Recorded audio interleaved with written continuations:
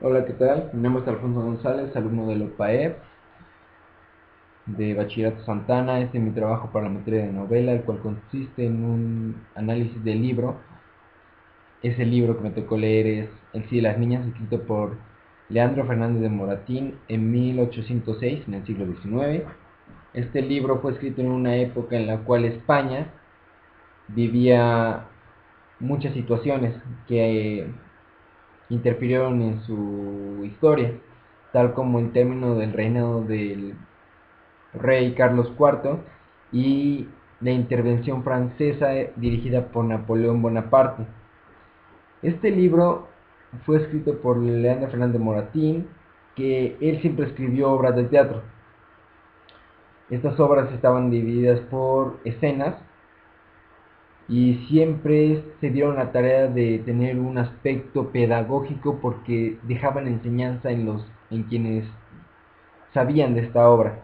Él siempre creyó que hacerlo en el género de comedia, el cual es el género del que estamos hablando en este libro, es, era más importante porque representaba exactamente las situaciones del hombre y lo hacía ver de una forma divertida y dejaba la enseñanza claro sobre la humanidad o sobre las situaciones en las que se vivía en ese entonces. Este libro habla sobre una situación la cual se vivía mucho en esa época, en el siglo XIX, la cual era de los matrimonios arreglados. Este libro tiene en sí seis personajes, siete personajes, perdón, la cual es don, don Pedro, no, don Diego el cual era el personaje principal por así decirlo, y doña Paquita. Estos dos tienen un matrimonio arreglado. Don Diego quiere casarse con doña Paquita y doña Paquita es una alumna de un convento de Guadalajara, la cual es una persona muy educada, tiene muy bien los principios familiares, los tiene muy bien establecidos. Y doña Irene es la madre de doña Paquita. Doña Irene es una persona muy necia y soberbia y egoísta porque ella decide arreglar matrimonio con su con don Diego debido a las riquezas que él tenía. Don Carlos es otro personaje el cual es sobrino de don Diego y cada uno tiene un criado, un sirviente por así decirlo. Era Rita, que era la criada de doña Francisca y doña Irene, Simón, que era el criado de don Diego, y Calamocha, que era criada de don Carlos. La historia se da en un espacio, en una casa o una vecindad con muchas puertas. Así lo menciona la obra en el capítulo anterior y no salen de ese espacio. Se da en una mañana y se concluye en la tarde del día siguiente.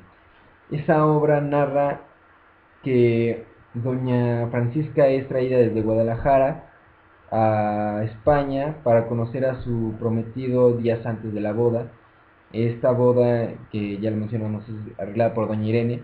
Entonces cuando llega doña Francisca a su casa, don Francisco encuentra unas cartas y se da cuenta de que ella tenía un amorío, el cual escribía cuando estaba en Guadalajara. Ese amorío es denominado como Don Félix y don Francisco cuestiona el amor de doña Francisca, que en realidad nunca existió, y decide hacer investigaciones. Al final de todo, doña Francisca termina declarando su verdadero amor por don Félix. Don Francisco se enfada y se va de ese lugar y se dan cuenta de que esa persona era don Carlos. Doña Irene ya no tiene de otra más que aceptar ese matrimonio y los dos terminan casándose y por así decirlo viven felices. Este libro es una historia que me deja mucha enseñanza sobre el aspecto de los valores que ahora tenemos, sobre los cambios que se han ido dando en la sociedad y de que a pesar de todo si tenemos una libertad todavía una libertad muy grande que es el elegir con quién queremos estar, se respetan nuestras decisiones como personas, se respetan nuestros sentimientos, o los beneficios que nosotros buscamos, pero para nosotros mismos. Me deja en claro que respetando las normas de los padres y haciendo el bien, todo marcha a la perfección para nosotros mismos, porque tanto Carlos, sobrino de don Francisco, de don Diego, y doña Paquita, hija de doña Irene, respetan ese acuerdo que hay entre las dos familias y no hace nada a pesar de ello. Las cosas se dan por sí solas, don Diego se entera de lo que sucede y y termina yéndose. Y los dos terminan estando juntos, doña Francisca y don Carlos. Me deja una enseñanza muy buena, la verdad. Es un libro muy bueno que respeta los espacios.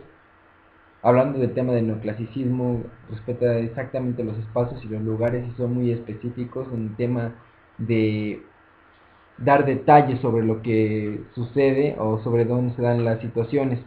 Narradores en tercera persona, porque solo menciona los diálogos de los personajes, las situaciones, y no se ve involucrado físicamente en la historia. También es un libro en el cual se respeta mucho las características de Leonardo, el cual es el escritor de la historia, porque él explica que creyendo o queriendo hacer cambios verdaderos en la sociedad, hay que ir al punto en el cual las personas se centran más, en este caso la lectura. Era el único medio de comunicación en el que habían y decide hacerlo. Claro, tuvo su espera porque esta obra se presentó en 1806 y al final fue publicada en 1834, pero con censura. Nos muestra mucho los cambios que han habido en la sociedad y es un libro que me gustó mucho en lo personal y me deja una gran enseñanza sobre los valores, sobre el respeto y también que el egoísmo y la soberbia no dejan nada bueno. Eso es todo por hoy, regresamos al salón de clases, muchas gracias, hasta luego.